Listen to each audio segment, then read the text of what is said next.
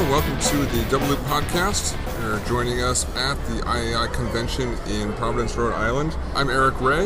And I'm Glenn Langenburg.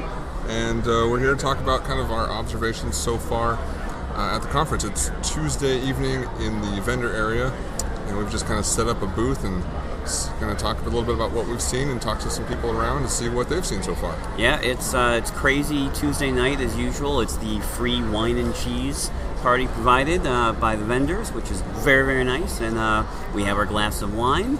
We are relaxed.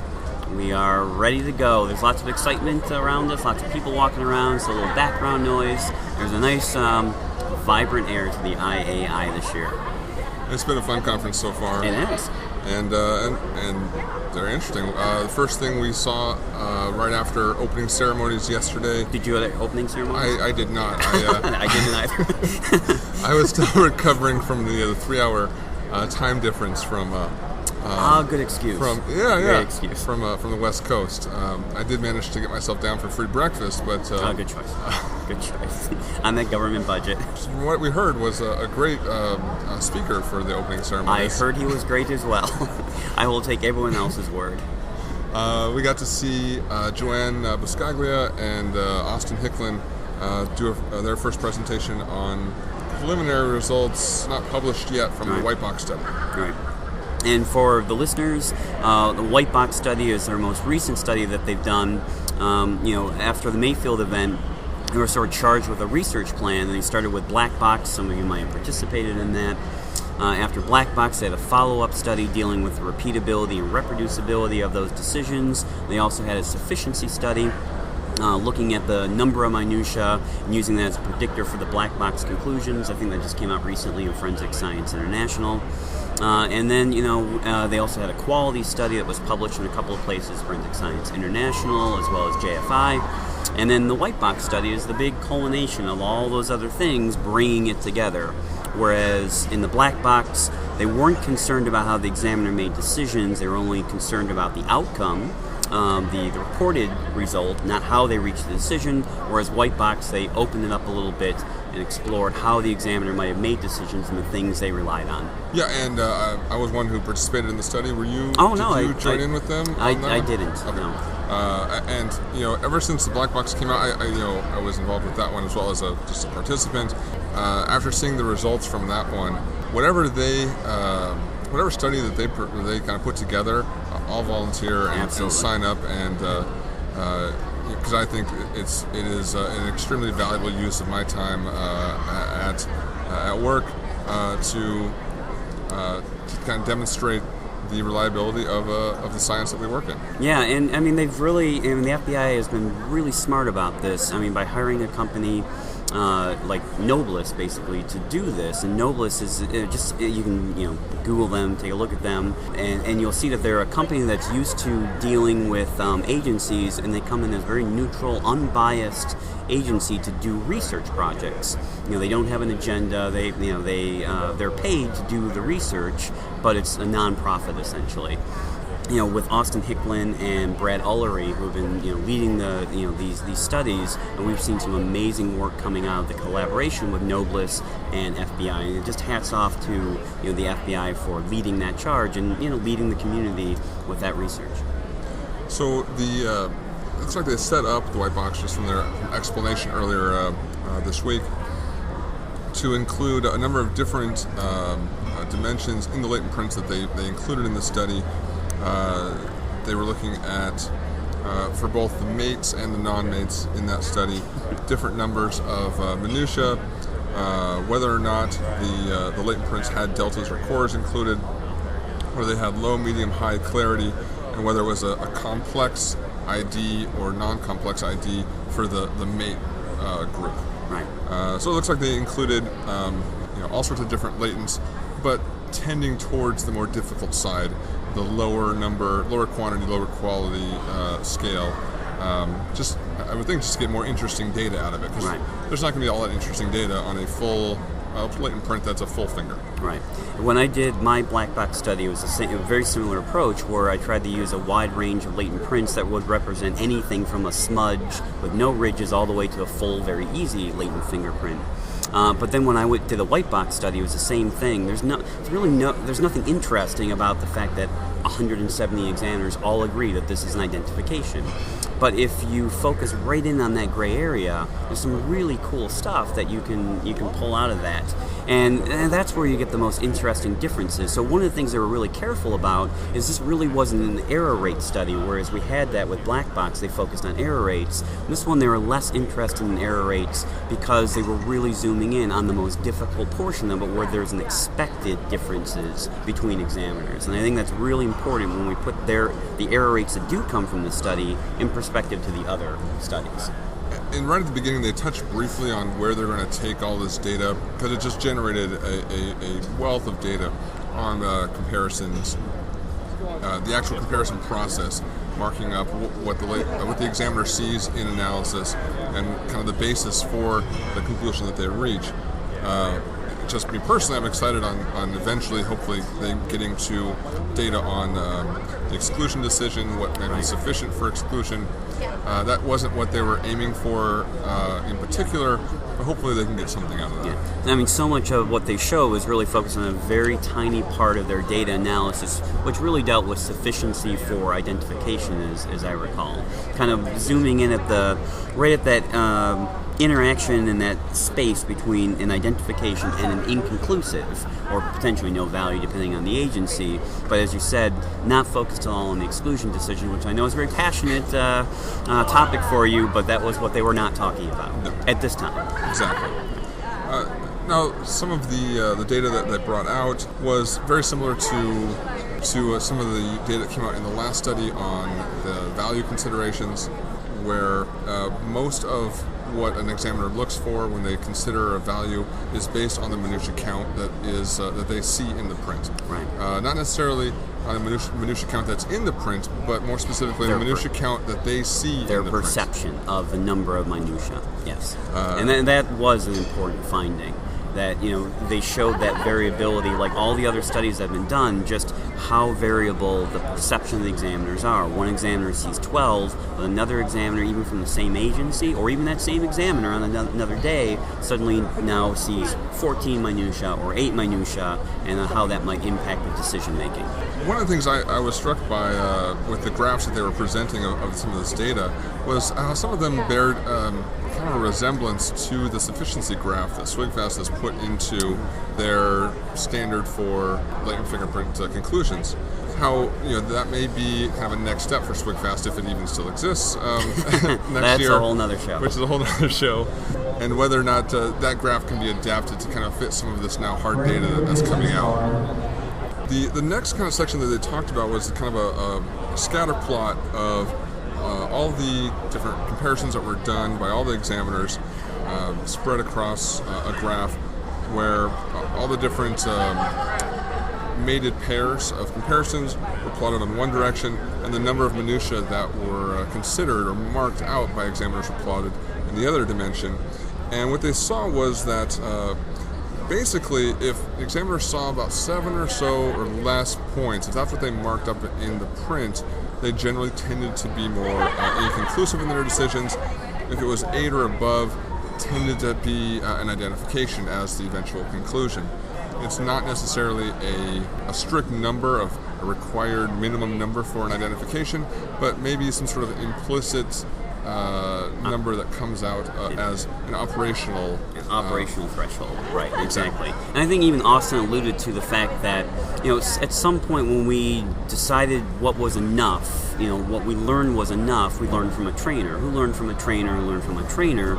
And so at some point in history, someone decided in this population that, well, this is the most I've ever seen before, so let's go well beyond that.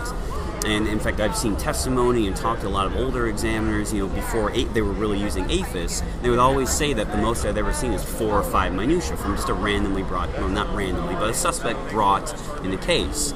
And we know today, of course, that you can find commonalities at higher numbers, so it makes a lot of sense that we might have de facto developed this operational threshold around 7, 8, because if 4 or 5 is what we thought was, well, that's the most you're really going to see, in your entire career, sure, 5, 8 is well and above that and must be a safe zone. But again, as we know today with APHIS and close non-matches and where we are there, that it's very discriminating at 8, and of course it depends on what kind of 8 we're talking about, but for the most part, it's a relatively safe zone.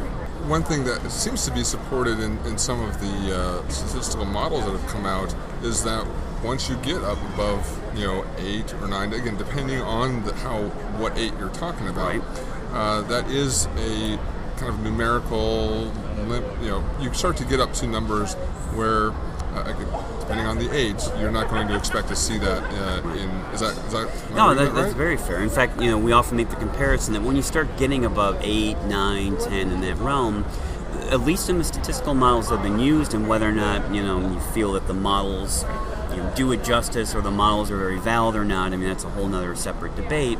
But if we have any faith in some of the numbers that are being generated by these models, they're basically giving us DNA-like numbers for 9 loci or 10 or 12 loci profiles with DNA. So they're on par with that type of statistic, which is very, very, very impressive statistic for the examiner. So it does seem that, I don't know if it's just luck or if it was just our own intuition or if it was just a matter of serendipity that we ended up in a pretty safe zone. And especially if we look at 12 as a really safe area, which is what Locard said 100 years ago.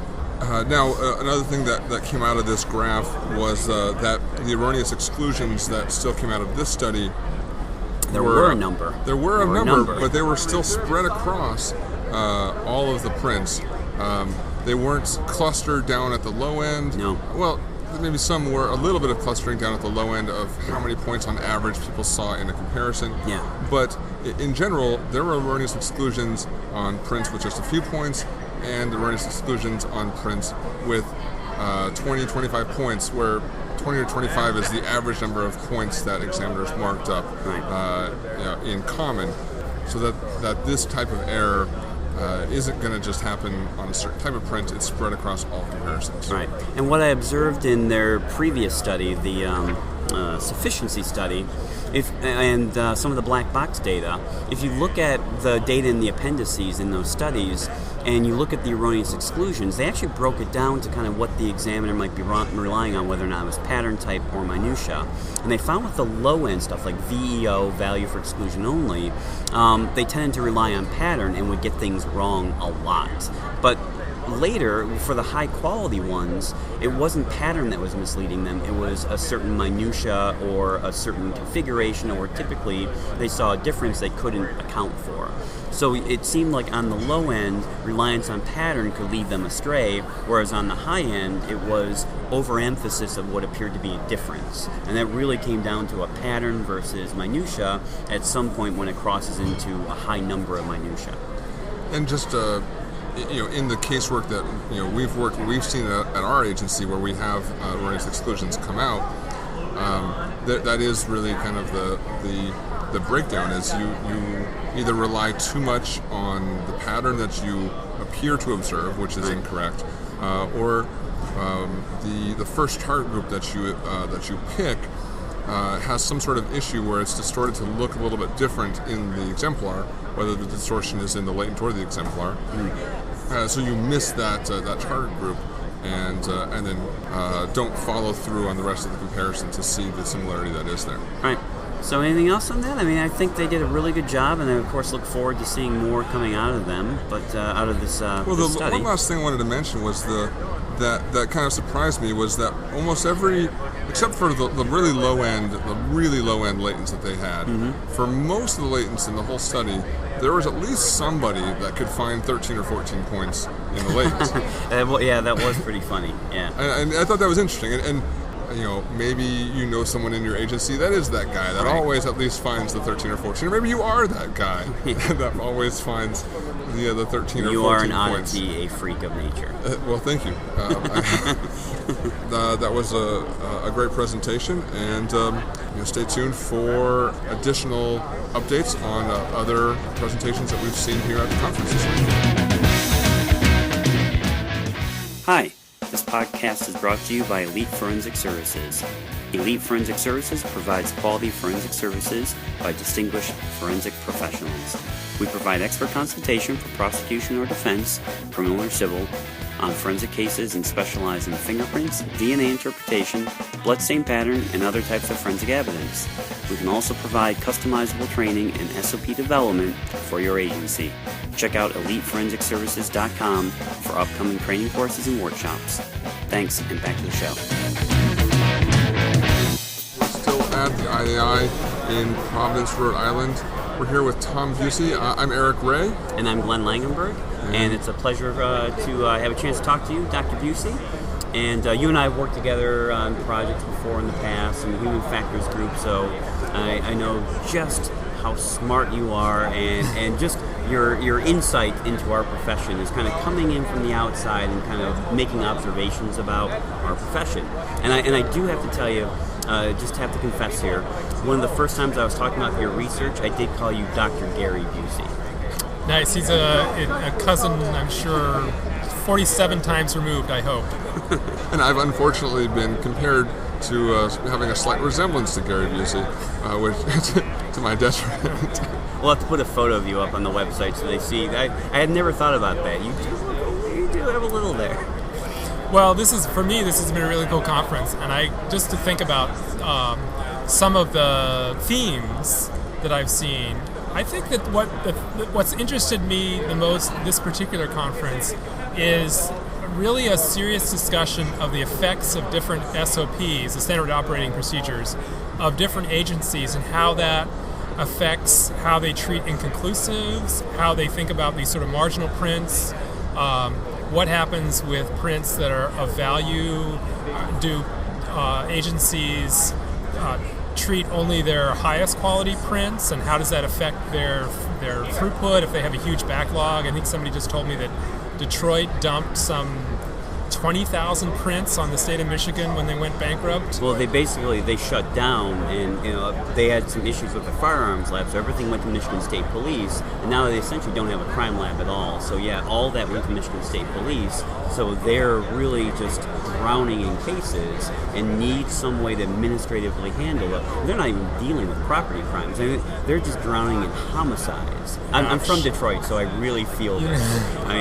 For us, 100 shootings on the weekend was a safe weekend. That was a pretty light weekend. Wow. Back in Arizona, I know working at the state lab, we get submissions in all the time, but with budget cuts, with hiring freezes, different, not problems like Detroit has, but there have been problems that have caused backlogs.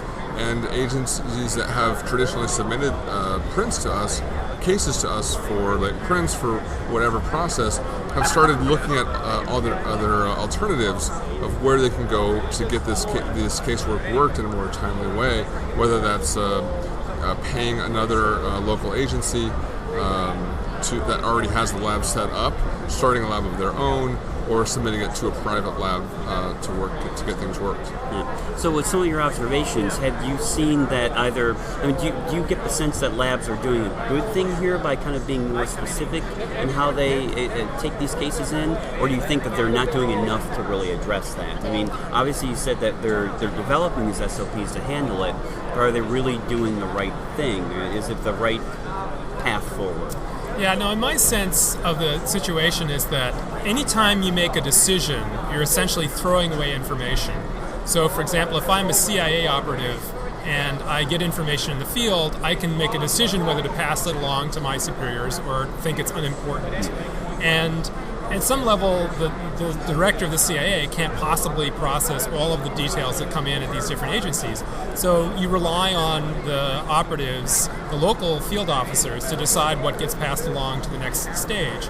But every time the decision is made not to pass something along, you've by definition lost information because you've deliberately not passed it along. So what I think the goal here is to make to move the decision level, or to preserve as much information along the way until the final decision. And in many cases, I think that the final decision is happening in the court system. So if an examiner chooses to not process marginal quality print that may be considered of value if you look at it, then if they discard that, they're essentially throwing away information. Right. And if they could provide information that would provide some details that it was, I don't know that I would go all the way towards a trending exclusion, but I couldn't make it. But some level of information that doesn't make a definitive statement about identification or exclusion, but still provides some information. I think that information would be of value. But that interacts horribly with the management side of things, where it may be a good idea if you have trainees or people who are lesser quality. You may want to keep those marginal quality prints out of their hands. And so there's a lot of decisions that are wrapped up in the management side about the standard operating. So I've learned to temper my enthusiasm for sort of keeping everything with the management side that suggests that you might want to put policies in place that protect you from either weaker examiners or people who are tired. But I'm extremely pleased that these questions are being asked, because I think this idea that you can only have exclusions or identifications once you've declared something of value. I'm of the John Vanderkolk school, which is that show me the comparison print and then I'll tell you, because I think that to me really makes sense, that it's the comparison that is important, not necessarily just the value of one particular print. So, for example, I would say that something could be of value for exclusion, but not of value for identification. Right. Well, and this kind of reminds me a little bit of your agency, where, Eric, I'm pointing to you, where you essentially will notify the investigator or the prosecutor or the end user, hey, there are other prints here on this lift or on this item. We've preserved them. We haven't compared them at this time. We've compared these. We have some conclusions.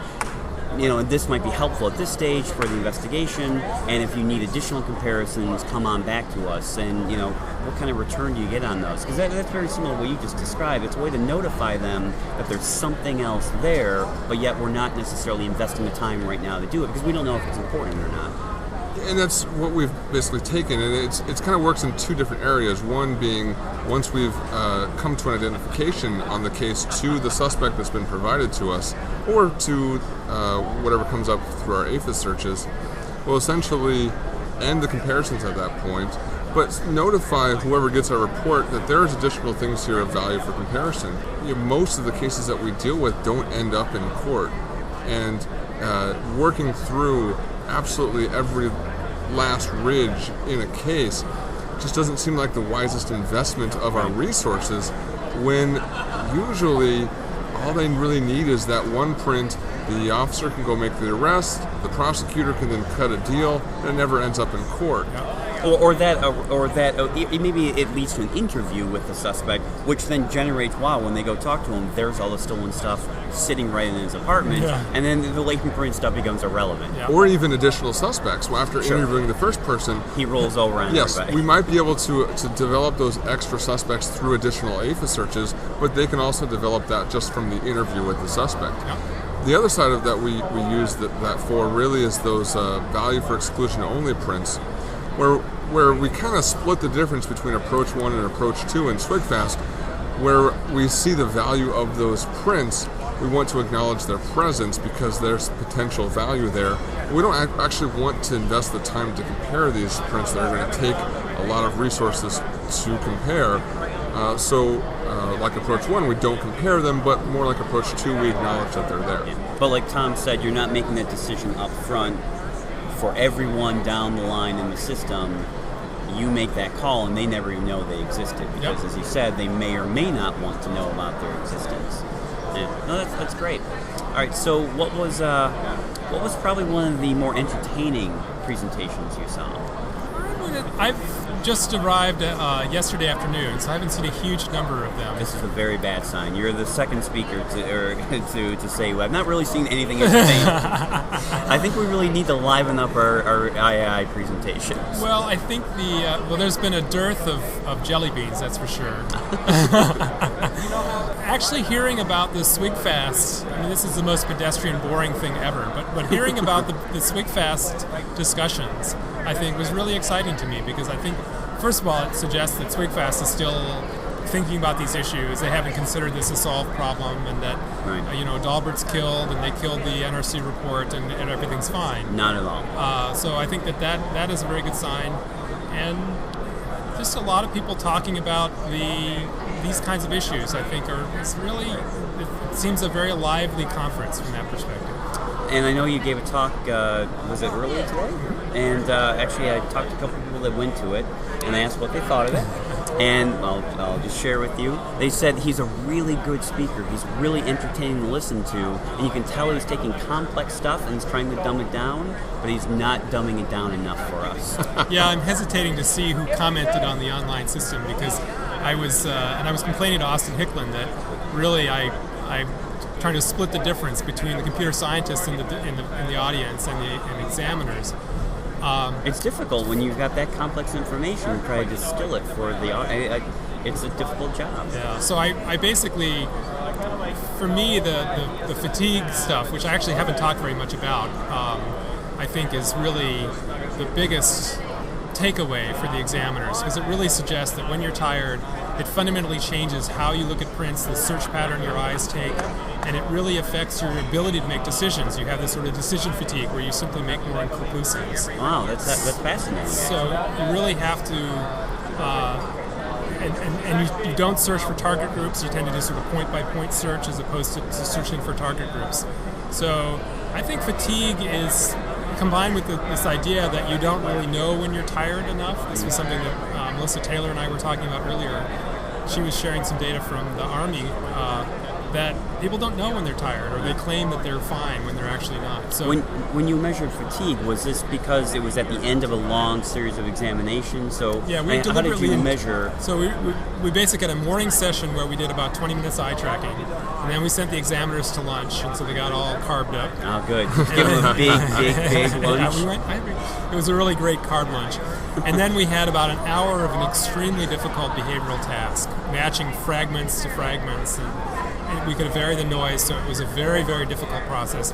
An hour of that, they were ready to their eyes were falling out. But then we did 20 more minutes of eye tracking, and we repeated some of the prints. We left, right, reversed a lot of them, so we knew that the perceptual information was the same, but we found that their search patterns were very disorganized when they were tired, and they made a lot more inconclusive judgments. Oh, that's really fascinating. And, this was relative to what you might see in somebody working in a third shift in an overload situation, or somebody working in the field, like when we had folks in Afghanistan who were doing these 12-hour, 7-day shifts. I think. And you see this in other fields, and it's why TSA swaps out their people every 40 minutes or so. Well, that tracks really well with what we've observed at our agency for erroneous exclusions. Most of the erroneous exclusions we've discovered have come at the end, or towards the middle or the second half, or towards the end of a large number of comparisons. 50 plus latent prints, 4, 5, 6 people, so 200, 300 comparisons total. Or when the examiner is just up front and saying that even though it was a smaller number of comparisons, it was just the end of the day, they were already tired. I'm going on vacation next week. I had to get this case I want done. To get this I had out. to get it done. Exactly. Right. And a lot of our erroneous exclusions have come in those types of situations. Yep. Do your paperwork in the afternoon, do your comparisons in the morning. So one more question for you. From the research and for the listeners, is there any sort of recommended, here's about how long you should be doing these? We found that in our data after 2 hours, 3 hours, 4 hours, insert X number of hours, we saw performance sort of drop. What's kind of that median number of time? Obviously it's going to vary from person to person, but what did you find? I think that what you should do if you're an examiner is you should develop your own eye chart. So take a comparison, a latent print that's got very, very faint ridge details that you could just barely see. Print it out on your high-quality printer and adjust the quality of the printer so that you can just barely see it when you're fresh. And your eyes will actually adapt throughout the day. Neurally, your visual system will adapt. And so just print that out and put it above your desk. And if you're feeling tired, look up at that print and see if you can still see level 1 detail. If you can't see level 1 detail in that thing, you're too tired for doing comparison. So make your own eye chart and put it up there so you can do sort of self-test throughout the day. Well, I like that you called it basically it's a latent print examiner eye chart, using the stimulus that we're so familiar with. looking at ridges. That's fascinating. That is a fantastic That's a idea. great idea. Well, thank you, Tom, for joining us, and people attending the IAI conference here in Providence, Rhode Island. Yeah, and when might we expect a publication on this in the future? Soonish. I'll send a tech report out. All right. Thank you. Bye, everybody. Thank you.